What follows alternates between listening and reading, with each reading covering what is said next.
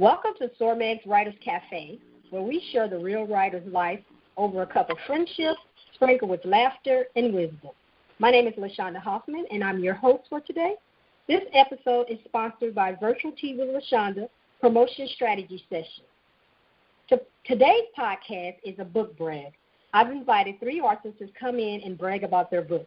Today, I can't even talk today. Today's guests are Colette Burris, Cassandra Durham, Reese Ryan. We're going to start with Colette. Hello. Hello. Well, tell us a little bit about you. Well, my name is Colette Burris. I'm the author of Claretta Street. And Claretta Street is, to me, as most authors would say about their work, it's a piece of literature that we really need right now in terms of the African-American community. I happen to be the older sister of Kenya Burris, the creator of Blackish and the winner of Emmy and Peabody fame. And this is a labor of love. Claretta Street is a trilogy. There's 3 parts to the book. And we're looking at part 1, which deals with basically framing the who, what, and where in terms of what the book is about.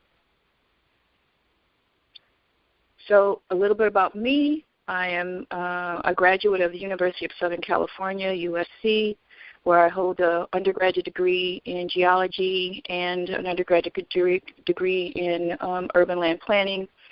I have a couple master's degrees. I'm one of those people that just kind of love school, and I am a lifer in terms of education. I work for the LA Unified School District. So I'm getting ready to segue out education and hoping that I'll be able to really kind of now pursue my dream of writing. So that's a little bit about me. Claretta Street. Claretta Street is, like I said, my first novel, and it's set in the background of the 1960s. It's historical fiction, and you follow 4 young girls that I like to call the babies through the turbulent 60s and watch them come of age, in the decadent and destructive 80s. It's set in a small town, a suburb of Los Angeles called Pacoima. And Pacoima is a bustling little town of Black pride, and it had its height in the Civil Rights era. And by the 1980s, be it Jim Crow, be it COINTELPRO, it had begun to dissolve into where we are as African Americans in this country. And the story is really important because I think oftentimes we get into situations where everyone has an idea of what happened to us. How could we go from such a position of greatness and changing this country in such a short period of time to where we are today? And I think, be it Coates or the new Jim Crow, all the answers are truncated. And I wanted to give a little bit more background as to how it really rolls out and how it kind of the extension of it affects us today. So that's a little bit about me.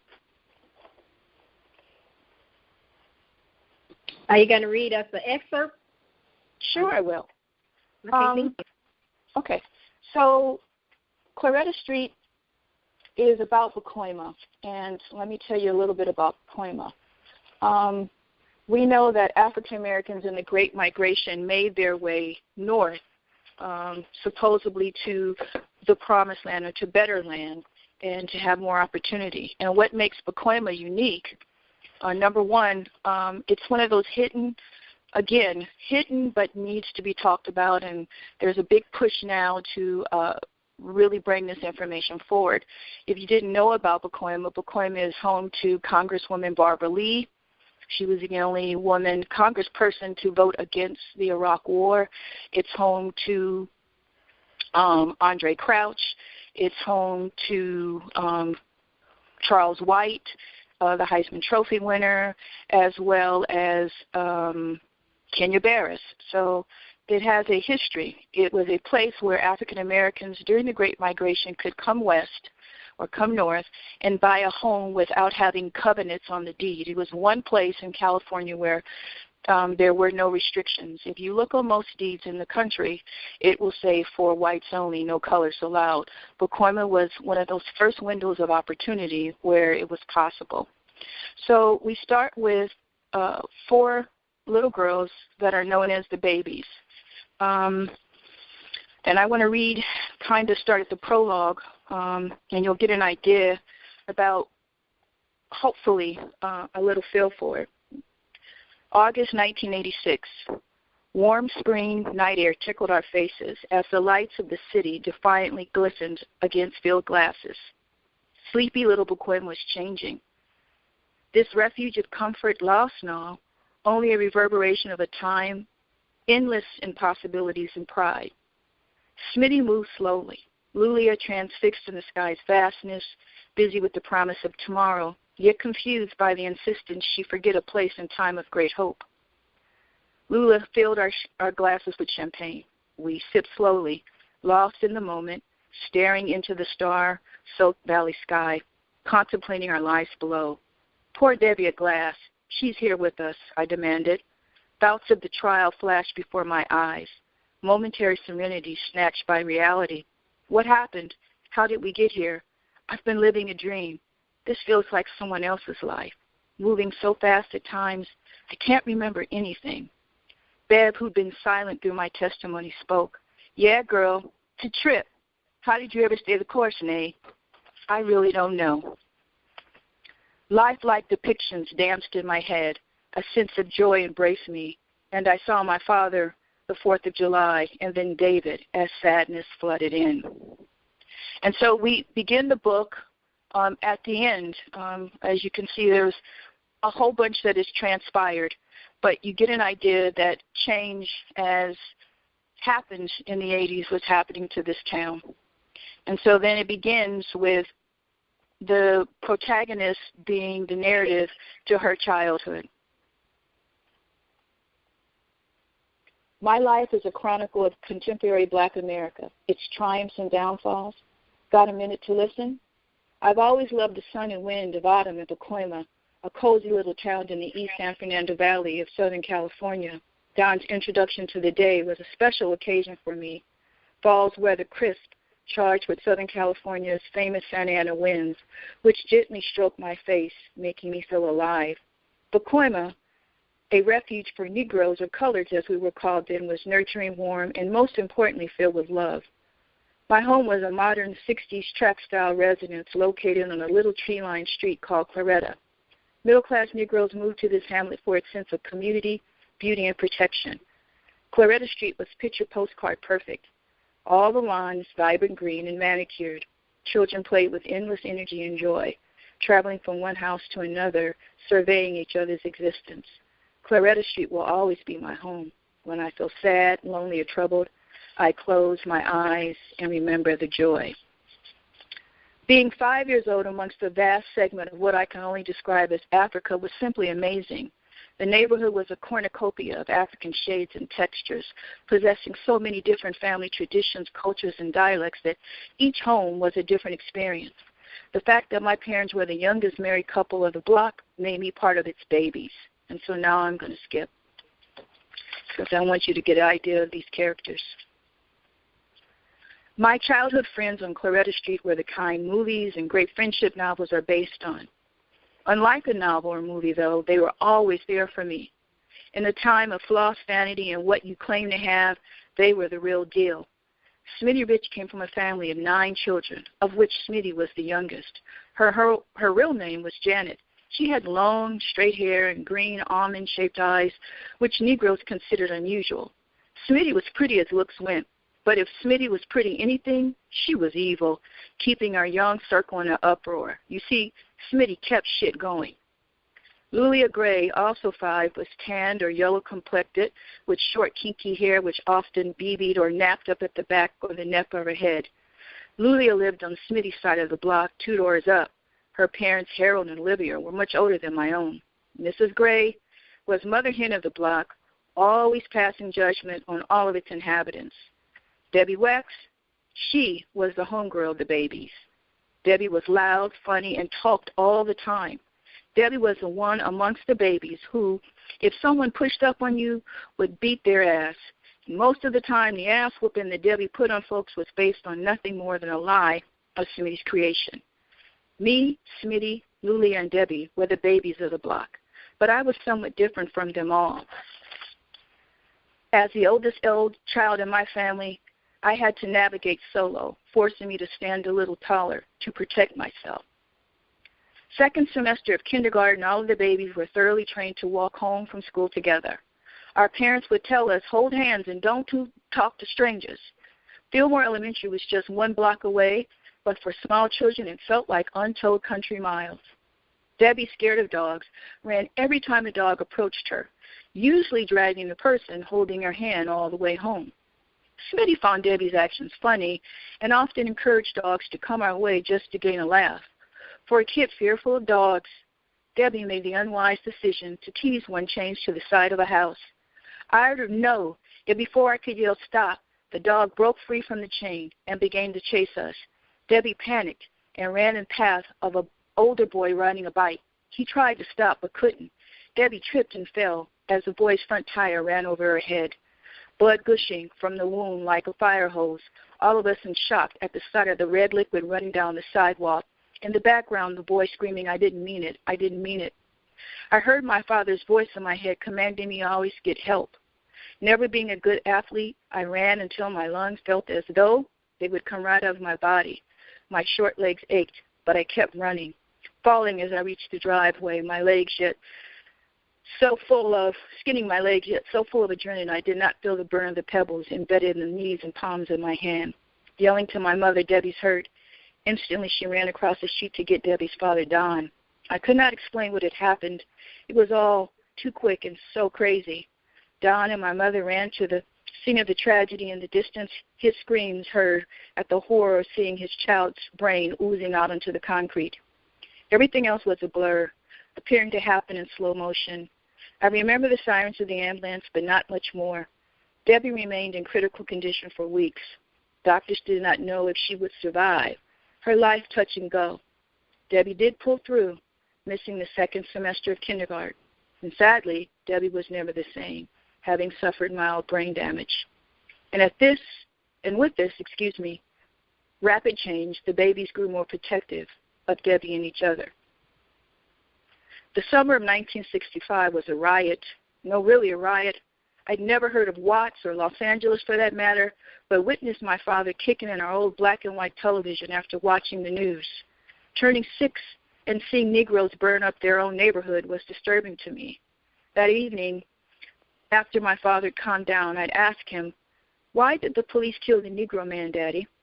Sitting on the living room sofa drinking a Brew 101 and smoking his cigarette, he mechanically responded, baby, white folks have never liked us.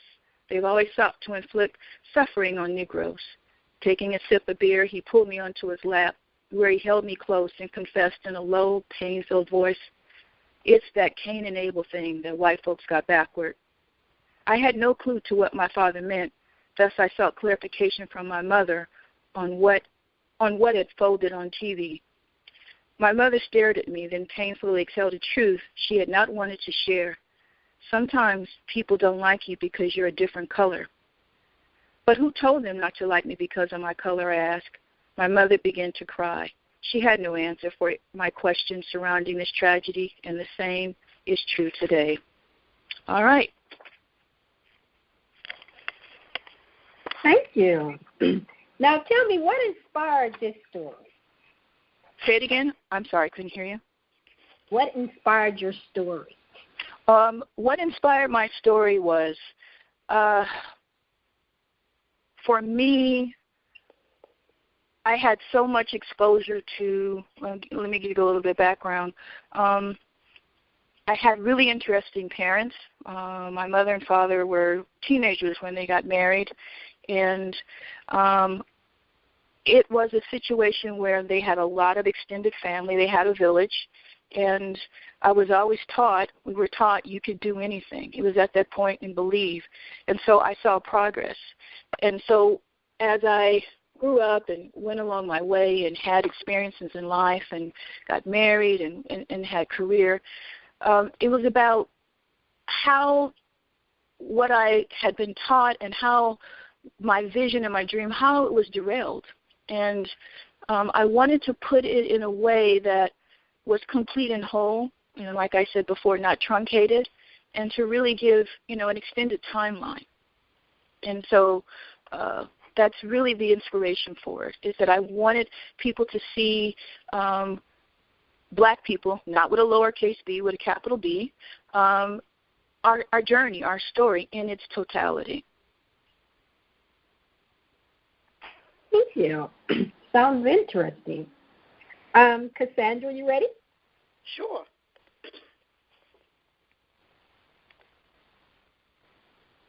Tell us a little bit about you and your book. Sure. So my name is Cassandra Durham, and I am the author of Fully Persuaded, 30 Days of Encouragement in Times of Trouble, Fully Constrained, What Faith Can Do. And my favorite book is Wrath, the first book in the 7 Deadly Sins series. I am a long-time social worker. I reside in North Carolina, have children, and my favorite people are my grandchildren. I love them more than I love my children. I recently relocated to Raleigh, North Carolina, and am having the time of my life. So you want me to go ahead and tell you more about the book? Yes, ma'am, please. Okay.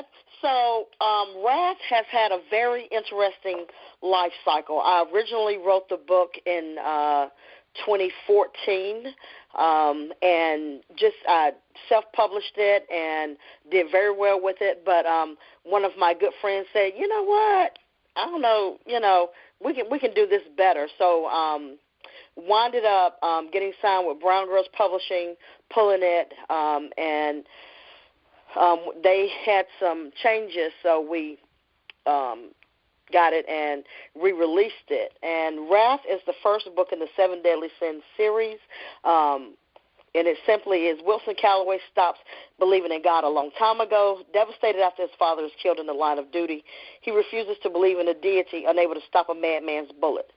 Growing up, he assumes the task of guardian and protector of his mother and 2 sisters. Natasha, the baby of the Calloway family, is an all-American girl next door. She's beautiful, intelligent, and charismatic with a bright future ahead of her. All of that is changed in an instant when she's pulled into a deadly cat-and-mouse game of revenge. Juarez Durante has spent the last few years consumed by grief and retribution. He watched and waited patiently for Natasha to reach adulthood before he snatches her away from her family and friends. Desperate to uncover the truth and taunted by his own demons, Wilson vows to bring Natasha home even if it costs him his career. These lives become uniquely intertwined in a red-hot rage tinged with revenge, retaliation, and payback. The story of faith, hope, and redemption reveals the internal struggles against the external forces of darkness as one man comes to terms with God's grace, mercy, and love before he can find his sister. And Wrath is the gift that God gave to me. So when I say that, I originally started writing by writing devotionals or writing devotional books.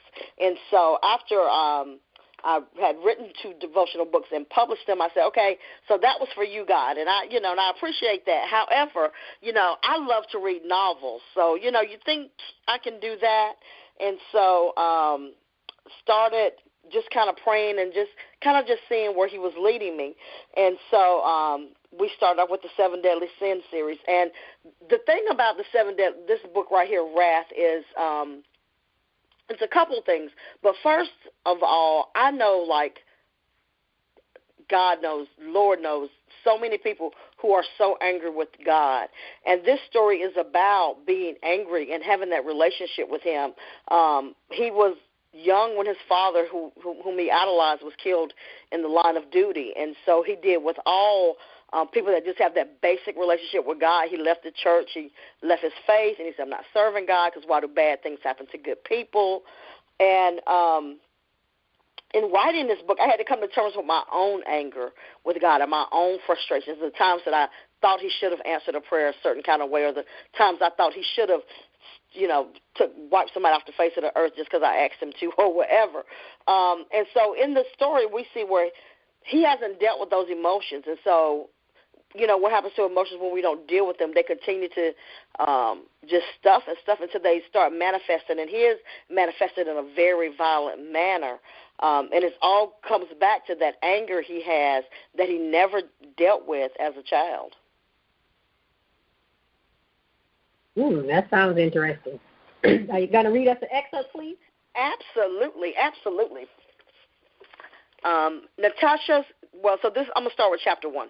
Natasha Calloway's eyes popped open against the darkness. The scent of old blood and maggots flooded her nostrils, causing her to gag. Parked into a tight, dark space, her heart banged against her ribs. She touched the cold metal of the car. Where am I? The space was cramped. The air felt sticky, hot, and stale. Drops of sweat rolled down Natasha's face. Oh, God, what's happening? I'm in a trunk. Am I being kidnapped? Ignoring the pain in her legs, Natasha shifted her body. She extended them and attempted to turn to her back. The carpet burned her skin, but she didn't care. She locked her feet and banged on the trunk. Help! Natasha screamed. She sat up and punched the roof of the trunk until her elbows and her hands ached. She rolled to her side, desperate to find her way out. Exhaling sharply, Natasha flexed her hands open and then closed. She stopped beating for a moment and considered her circumstances. Oh, my God, what happened?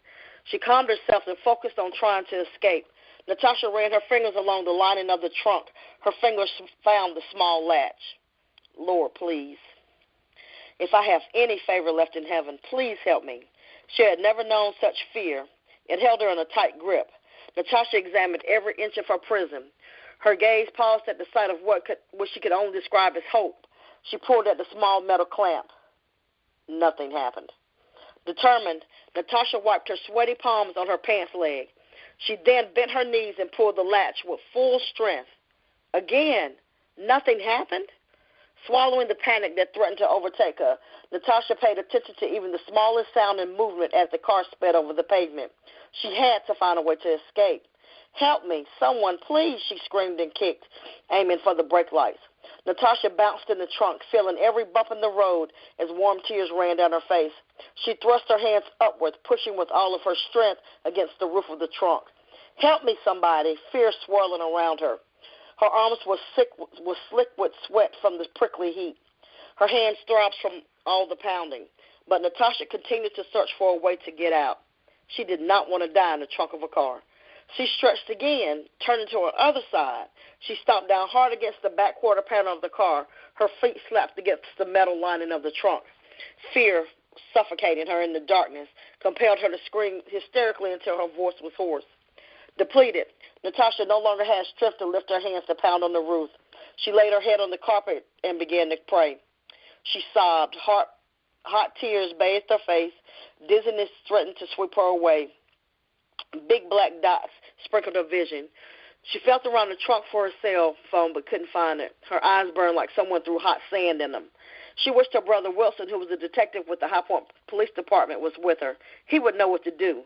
Terrified, she remembered something he always told her to do if they were ever separated. She took off one of the thin gold bracelets off her wrist and shoved it between the trunk carpet and one of the tail lights. She prayed to God that her family would never believe she had just run off somewhere. For good measure, she popped off 2 more of the bracelets in her arm and threw them in the trunk in the same area. Lord, please speak to Wilson and help him to find me. She hoped her prayer wasn't in vain because he stopped believing in God a long time ago. She had left Wilson a message with her bracelets. If he came looking for her, she prayed he would find her. The vehicle stopped suddenly and her body lurched forward. She could hear as the door squeaked open. Someone was getting out of the car. Natasha croaked out the words, "Help me." A loud crash shook the trunk. "Shut up." A wave of fear sent cold chills down her arm. She shrank against the sound, sliding further into the trunk. The sweltering heat sucked the oxygen out of her lungs. Natasha held her breath, waiting to see what came next.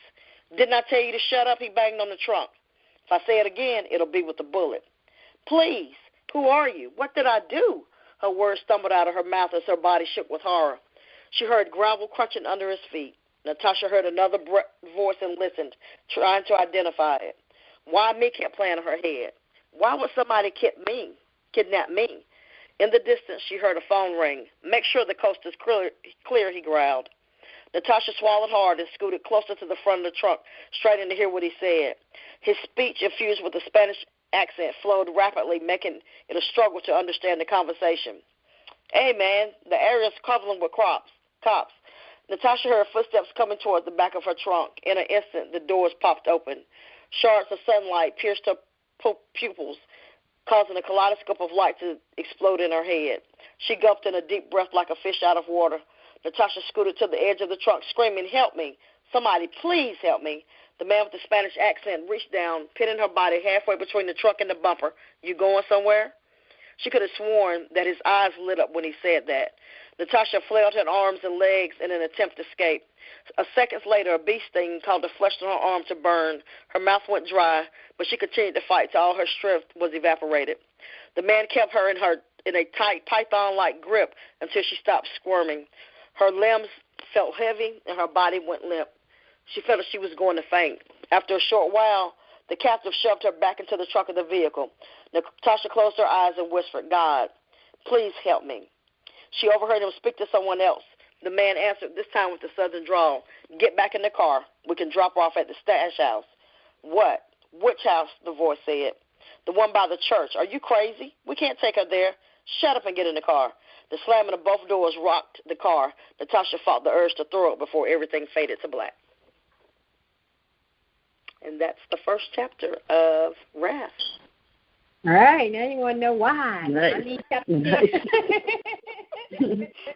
That's the way it's supposed to do you. Make you want to hit that buy button. Well, first I want to ask you, what inspired you to do the 7 deadly sins? Please tell us. Oh, let me tell you the story. So this is the craziest story, and I've repeated this story probably about 50 times. So after the devotional books, I wanted to write novels. And I had been reading a lot of urban lit and a lot of romance. I had, up to this point, had not really read Christian fiction. In fact, I hardly even knew what that was. And so I had been reading urban fiction, and I had been reading romance, and I felt like, I want to write a novel. And so it was so funny because I'm like, I'm going to write this book, and it's going to have hot sex, and it's going to be guns and drugs and cash and all this great stuff, And so I remember, part of my routine is, I get up and I pray and stuff. And so one particular morning, I just kind of thinking in my mind what I was going to write, and, God began to speak to me about, no, you're not writing that. No, ma'am. It will not be any of that for you. And so I just said, okay, so what am I going to write? And I heard him audibly say the 7 Deadly Sins series. And I was like, oh, great. I can still write hot monkey sex and greed and people killing and all this other stuff.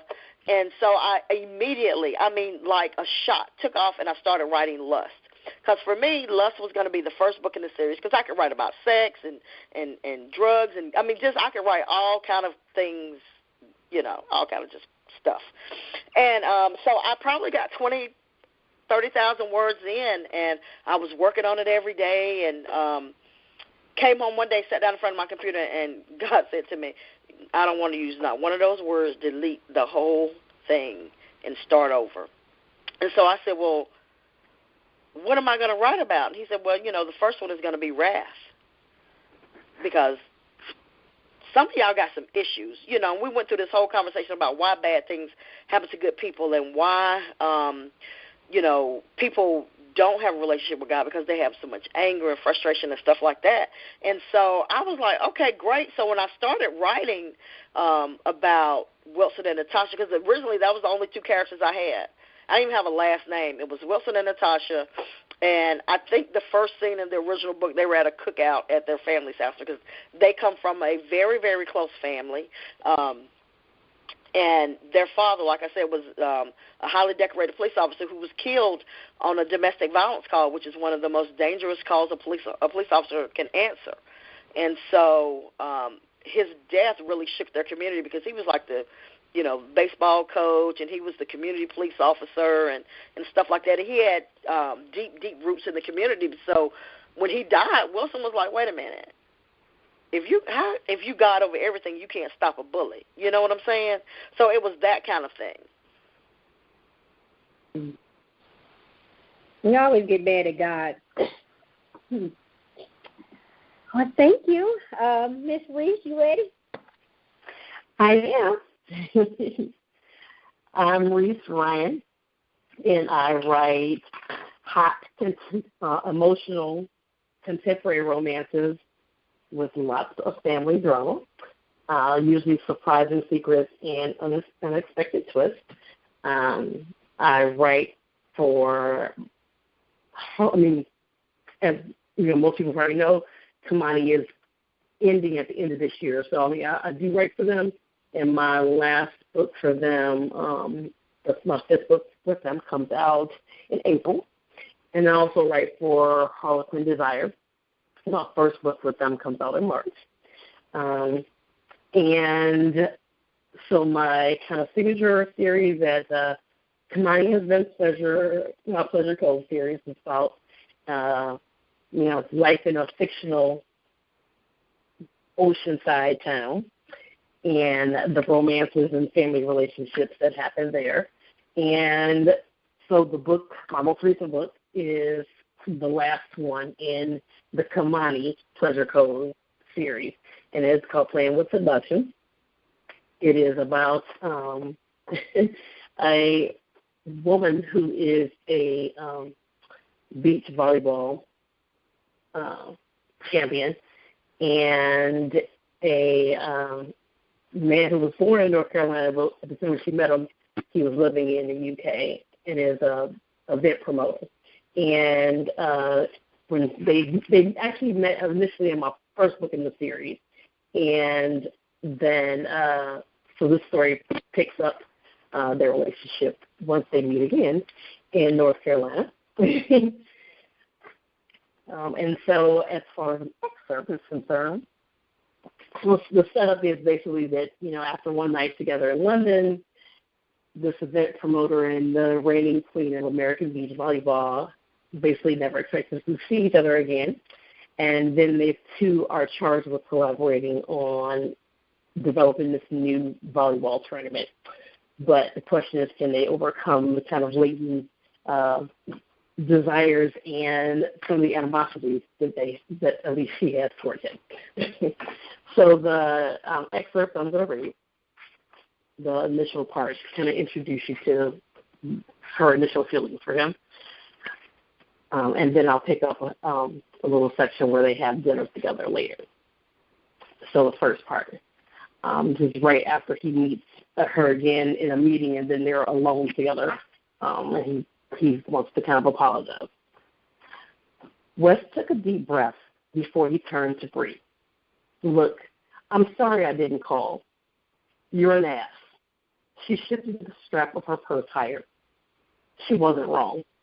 Still, the accusation felt like a ton of bricks being launched into his chest. Bree, you're obviously angry. Don't call me Bree. We're not friends. She folded her arms over her breast, dragging his gaze there. Wes raised his eyes to hers again. Okay, what should I call you? Psycho, insane, ridiculously hot in that tight little black dress? The corner of her mouth hurt in a grin that was all gone almost as quickly as it had appeared. She caught him staring and seemed to relish his reaction. Call me Brianna or Miss Evans. I don't really care, though clearly she did. All right, Miss Evans, Miss Jackson, if you'd ask me. He bit his lip, scrubbing the image from his brain of her moving her hips and striking a pose. I'd like to sincerely apologize for not calling when I said I would. It was rude of me. I should have called. You shouldn't have promised. Her voice was shaky for a moment. Don't promise something if you don't intend to carry it out. That's one of the basic rules of not being an asset. Noted, he chuckled as he pulled his shades from his inside jacket pocket and put them on. We good? As good as we need to be. Brianna turned on her tall heels, which added length to her mile-long legs. His gaze followed the sway of her generous hips. She opened the door of her guest house and glanced over her shoulder momentarily before stepping inside and closing the door behind her. And then a few days later, they end up having, he invites her as a peace offering to a dinner because they're staying next door to each other. And this is where we pick it up. Let me guess, you were the misunderstood rebel type. She speared a piece of steak and pointed her fork at him, then put the morsel in her mouth. His eyes followed the motion. He envied that morsel of beef as she savored it, her full lips pursed as she chewed. What gave it away? He chuckled as she eyed the tattoo sleeve on his right arm, part of a large tribal tattoo that also encompassed the right side of his chest and back. I didn't consider myself a rebel. Too cliche. On the surface, I was a pretty affable guy. Had a lot of anger pent up inside. Rugby seemed like the best way to release it. Wes cut into his steak and took another bite, chastising himself.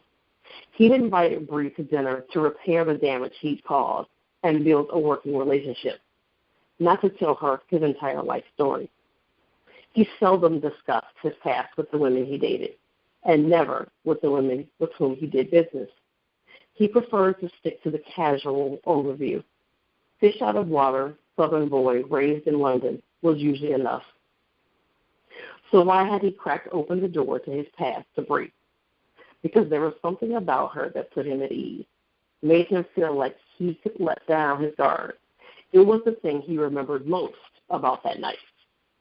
He was attracted to her, of course.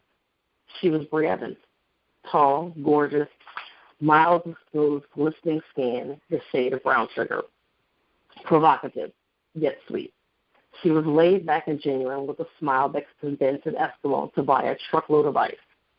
No wonder sponsors fell all over themselves to get her to endorse their products: lip gloss, facial cleanser, breakfast cereal, and workout contraptions.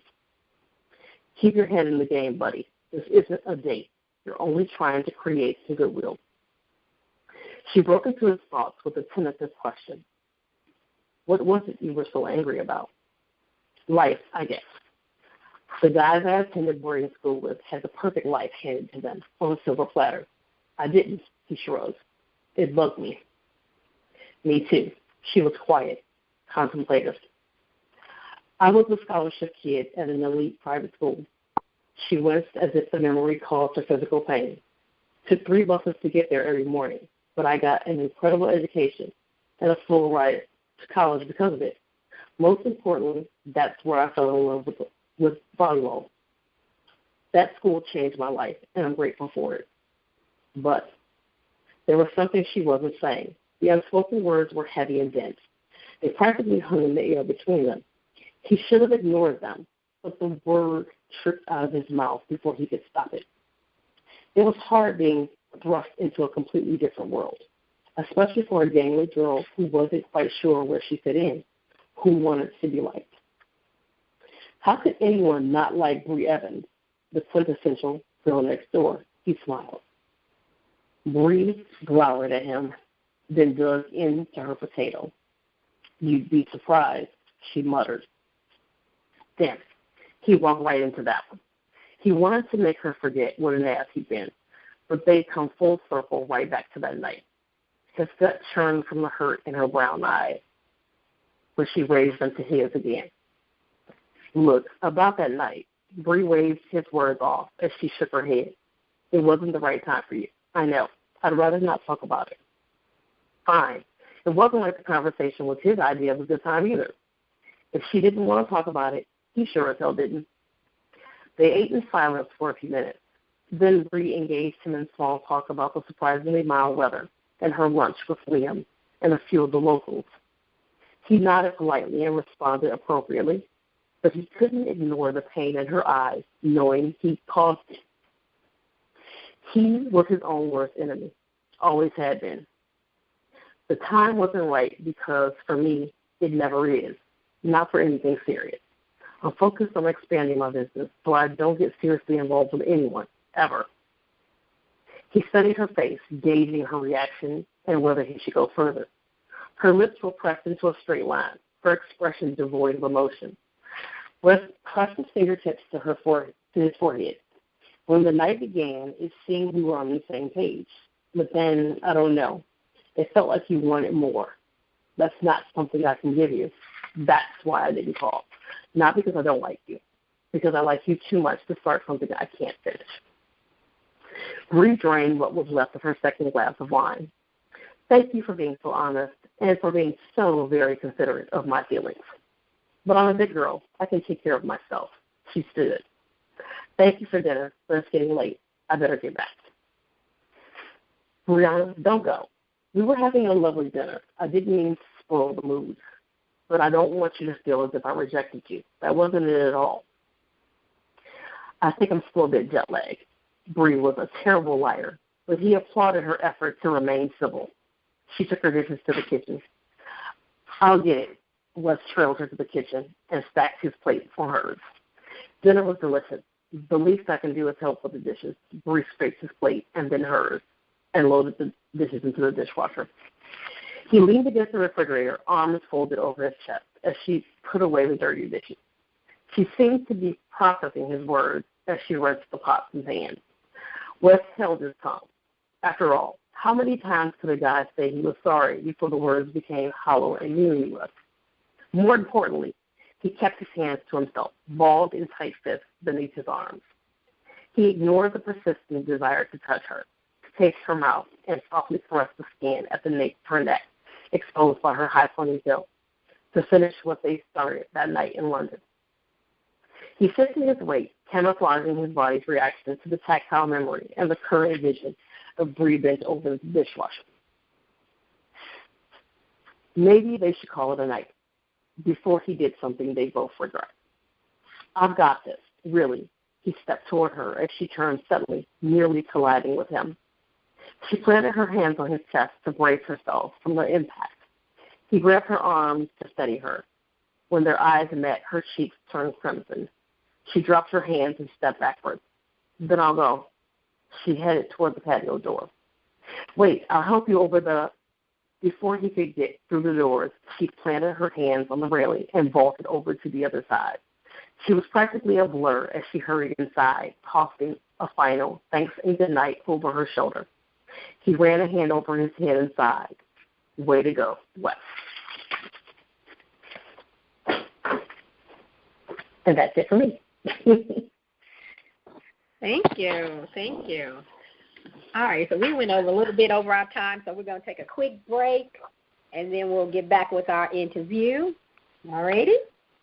All right. So this episode sponsor is Virtual Tea with LaShonda, Promotion Strategy Sessions. Are you frustrated by your promotion? It's time for a promotion audit. A promotion audit includes helping you find your readers, suggesting the content to reach your readers, social media tips, promotion scheduling tips to stay consistent, tools to improve your promotion so you can become the social butterfly you are meant to be. Stop hearing crickets with your promotion. Check the show notes for the link so you can schedule your promotion audit and get back on track to being a social butterfly. Welcome back to Sormeg's Writers Cafe. Today we're inside the book brag. Our guests are Colette Burris, Cassandra Durham, and Reese Ryan. I want to thank you, ladies, for being here with us.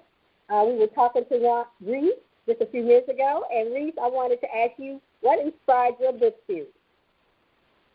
The book series. Oh, one of the first books, the original heroine in that book was inspired by a character that was in my first book with Karina Press, Making the First Move. And so I was going to make the next book in that series about her. And just as I was writing the book, like I wanted to change some things. And so as I kept changing things and tweaking things, by the time I was living in North Carolina. And so instead of writing my first series was based in Cleveland, which is where I used to live. And so I wanted to shift from the Cleveland series to a North Carolina series. And so that character morphed from, being the character in that book to who she ended up being. And so she was the beginning of the series, would spark the series. And so the next book was like her half-sister, like that. So like I said, it was just kind of weird how the series got started, being based off of another series, and then a trip to the beach. I was like, that's how we have to write a story about a beach town, and so that's what I did. All right, thank you. All right, we have 3 great books, so I want to talk about promotion. You know, that's me. I'm always talking about promotion, and I love hearing from other authors to tell us how they use your promotion. So my first question is for you. What advice would you offer someone whose book is about to release? Well, let's go in alphabetical order. So, Colette, you can start off. Okay. For me, you know, that's a little, it's interesting because, you know, everything is, in the literary game, it is really, really hard, and you have to have immense dedication, devotion, and you have to be really myopic about your own success. And so regardless of those that, the doors that don't open, look at what can be opened and really network and see what's out there, see who you know or what entity you can kind of enlist to help you. For me, it's been a little different journey, of course, because I have, you know, who my brother is. I elected to kind of do this on a, I'll stand on my own kind of situation and go to him as needed. But I'd say just continue to believe in yourself and really, really, really have a great story. So if you got to the point where your book is written and you have gotten through all those hurdles, continue to believe in yourself.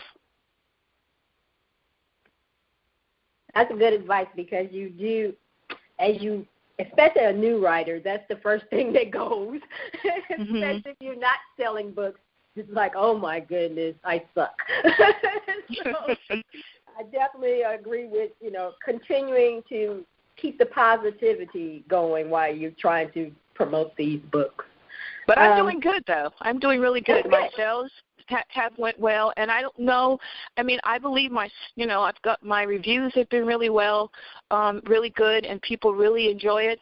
But I just, again, want to reiterate, you have to really, really be myopic and say, you know what? This is a story that has to be told. You have to release it. You have to be a griot for yourself and push. Thank you. That's good advice. Cassandra, you have anything to say? Could you repeat the question? I'm sorry, I was so busy listening.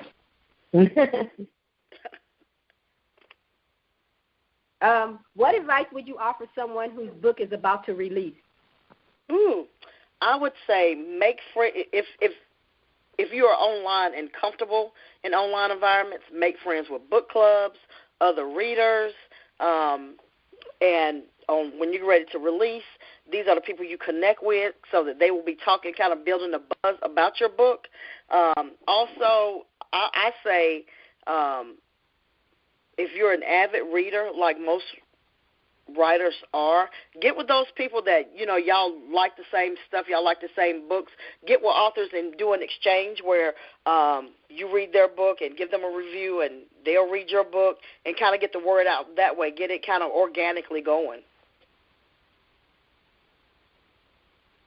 Oh, I like those tips. I actually watched you as you announced your books and how you blew it up. And so that's a good tip. I always sit back and just watch people when they say they have a book coming out and what they do. Because some people say, oh, I have a book releasing, and that's it. They don't say nothing else. Yeah. And you were making the cute little video graphics and sending them out. You were doing different little pieces about the story. And, you know, I was like, she's building up the anticipation. And I just watched, you know, to see how you did that, and I like that. You definitely were a social butterfly. Most people be flies on the wall. They put it out there and they think that it's going to blow up by itself. And you have to help your book. Just, you know, you got to put it out there. So Absolutely. And I think, I just want to say you did a good job of doing it. I watched you. Thank you. But you know what else I do, too? And it's so off the cuff. I just believe that old school methods work, and so I take out the treasure blue in them. Like, I do more selling offline. I still go to the barbershops and the beauty salons on Saturday mornings. I mean, I do. I'm hitting the grocery stores, the flea markets, anywhere where I think women are gathering, because that's kind of my target audience. That's where I go. And I'm going to tell you, there's nothing like the laundromat on Saturday morning. I'm telling you. You can move some books, because people are sitting there doing nothing. And most of them just want to read just because they're, really sitting there doing nothing. But I believe in, I love the social stuff, but I think for me, I'm more comfortable. I think I sell more books in person anyway. And so I love, on Saturday morning, I get up and I take my 2 grandkids, and I'm like, hey, they know, we're going to hit the barbershop, we're going to hit the beauty supply store, we're going to hit the laundromats, and it's cool to be able to talk to people and kind of get that feedback and stuff like that. So, I would tell them, too, don't think you're going to do it online. Hit the streets, because that's where it's going to have to happen at.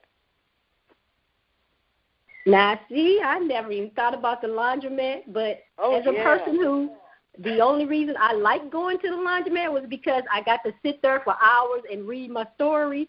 So I would have bought a bunch of books from you, because sitting at the laundromat, because that was my husband used to go, I think you just like going to the laundromat so you can read. I'm like, that's the only good thing about it. I be there for hours sitting there reading. I have like 3 or 4 books with me, so yes, I would have spent some money. I would be at the laundromat this summer. I would be ready. Yes. Reese, you have any tips? Yes. So, hold on, I'm sorry. I need to plug my phone back in here, or you'll be hearing dead space in a minute.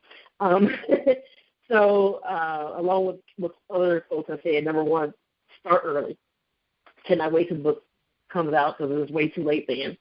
2, I would say create a plan, because there's just so much to be done that if you don't create some sort of plan, you just be kind of floundering and throwing spaghetti at the wall, hoping something sticks. 3, I would say decide on the social media platforms that you want to use so that you can start getting comfortable with them if you haven't been using them already. 4, understand the purpose of social media, to be social, and to therefore start to build relationships with people, not saying I'm building this relationship because I want to sell this person a book, just building relationships with people. As Cassandra mentioned, it's kind of finding your tribe of people who you have things in common with. And then 5, I would say support other authors. And again, that's not support them so they can support you. You're not expecting tit for tat. It's just doing it because you genuinely want to help other people that you're building relationships with. And, I'll promote somebody else 60 times before I promote myself. It's just easier promoting somebody else.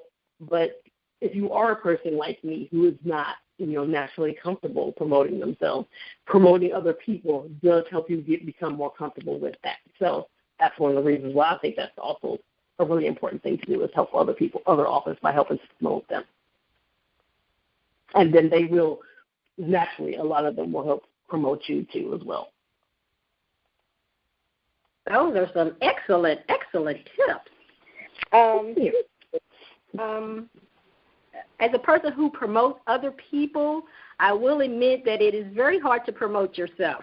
And I can see that now. When I used to promote people, they would go, I have a hard time promoting myself. And then me, the queen of promotion, have to promote myself. And I go, okay. Because, people see it as bragging per se. And so I can brag about somebody else's book, but I'm like, oh, my goodness, can I brag about my book like that? So I understand, as a new author, I give you permission to brag about your book, because that's how you feel that you can't brag about your book, and you can brag. All right. My next question is, how much time do you devote to marketing your book? Okay, so that would be me again. I think I enjoyed the other. I want to kind of ditto what the third panelist said, is that it really, again, goes back to believing in yourself, because you have to give it everything. It has to be really organic. It has to be something that you go to sleep at night thinking about ideas and waking up and really, doing a lot of kind of ideal mapping and really looking at things linearly, and then if they don't work, go back to it. So in terms of the amount of time, I'd say it's going to take on a world of its own. There's a whole kind of cathartic growth about writing a book, and, once you get past the process of actually getting your book published, you should already have at the same time a marketing plan in place, because it's never ending. Even now, I constantly work it. So I would say on a daily basis, I'm probably thinking or doing something on average anywhere between 2 to 3 hours. When I come in the evening, it's 11, sometimes 12 o'clock, but I'm just pushing. I'm pushing. I was fortunate enough to be selected by Mocha Girls Read as their March 2018 book, but you have to work. You have to work every day. It's a minimum of 2 to 3 hours that I'm doing something in one way or another. I love hearing that. That's great, because I think that a lot of people don't take into consideration that you have to do promotion. You write the book, and then I just don't have time. I'm on deadline, and I don't have time to promote. And I'm constantly saying you have to make time, even if it's just 15 minutes. That's 15 minutes to get somebody out there to know about your book. You want them to know about your book. If not, how can they buy it? So exactly. I'm glad to hear that you have set times that you use for promoting. Cassandra, you want to say anything? So for me, it depends on kind of when it is. I spend significantly more time on the weekend marketing, because those are my days off. But I would probably say during the week at least an hour a day, but considerably more on the weekend, especially if I'm I do good. If I'm doing a giveaway or something like that, because you try to incorporate so many other different things in your marketing, not doing just one vein, but just getting really creative with it. So sometimes on the weekend, I can spend 10 hours, no problem, because I like my book. So I mean, but seriously, marketing and talking to people about it, especially on Saturday on social media, Saturday night, Sunday evening, definitely. But I would probably say at least an hour a day during the week, but definitely significantly more time on the weekend, which is why I'm not writing right now. Okay, I think we lost someone. Was it Reese or Colette? No, I'm here. Reese, you're here? Okay, so I think we lost Colette. No, I'm here. Reese, you want to throw anything in? Yeah, I would say it's hard to gauge, but I would say probably at least a couple hours a day I'm spending on promo, and more when I am procrastinating for writing a book like I am right now. Days like that, I'm spending 5 and 6 hours promoting. So it just really depends. But you do have to be consistent, and that is the constant struggle for me, is to find that balance between writing, creating a product, and then the promotion. So you have to do both, but just finding that balance to do them both. Thank you. That's helpful too. I want to thank you, ladies. This has been really helpful for me, and hopefully for others who are listening in. Our time is dwindling down. We went kind of fast. We did. I want to know, how can we get in contact with you all?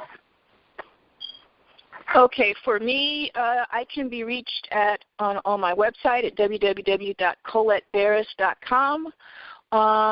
Email me with any questions or concerns. Hit me up on Twitter, Facebook, and I will respond. to any of your questions, you can call my my publicity marketer, Stephen Booth. His number is 818-585-9945 at Genius Books.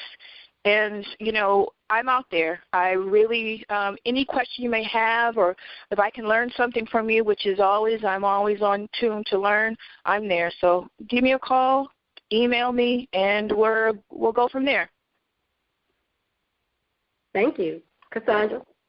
Sure.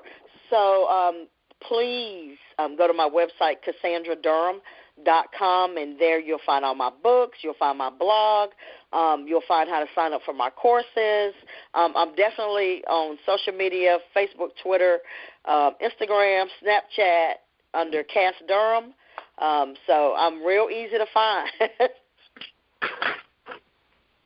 And this is Reese. You can reach me at ReeseRyan.com, and that's Reese with an S, R-E-E-S-E. So ReeseRyan.com is my website. And then I'm on Instagram, Facebook, and Twitter at Reese Ryan Writes.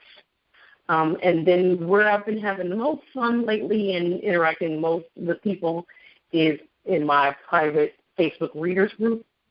And the easiest way to get to that is bit.ly/VIP